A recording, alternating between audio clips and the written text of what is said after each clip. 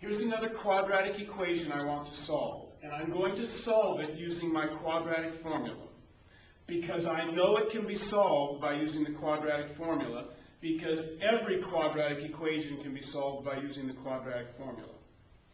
But in order to use the quadratic formula, my equation first has to be in standard form, and this equation is not in standard form. If I were to subtract x from both sides and subtract 6 from both sides, I could put the equation into standard form.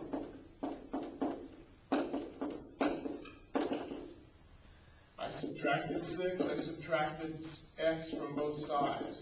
That's how I got it into the standard form. And now I can identify my coefficients. My A coefficient would be 12, my B coefficient would be -1, my C coefficient -6. Plug those into the expression.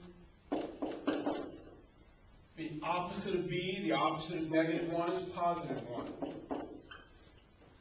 B squared, that's -1 squared, which is 1, minus 4 times A, which is 12, times C, which is -6. All of that divided by 2 times A is 12.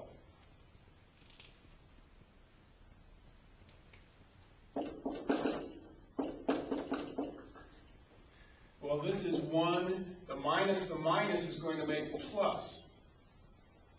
And let's see, I think I'll be lazy and use my calculator again. 4 times 12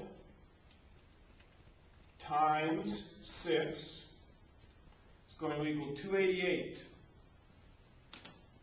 So this is 288. All of that over 24. So x equals 1 plus or minus the square root of 289. All of that over 24. Well, let's just look to see if 289 might happen to be a perfect square number. Square root of 289, all right, is 17. So we were able to take the square root of 289 and get the whole number 17. So now I can split this apart into my two rational solutions.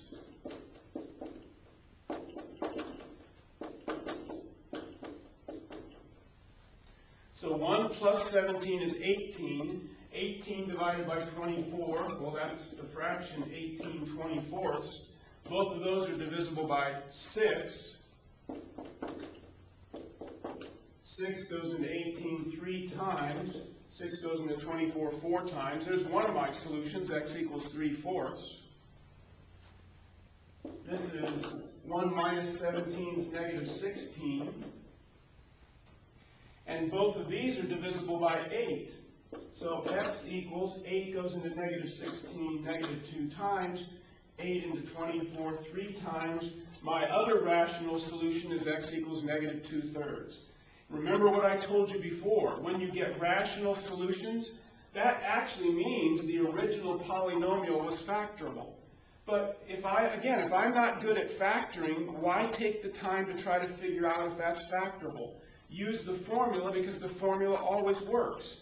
And when it's factorable, it's going to be a situation where you take the square root and you're going to get a whole number answer. And you'll be able to find those two rational solutions. So learn the formula. It's extremely powerful in solving quadratic equations.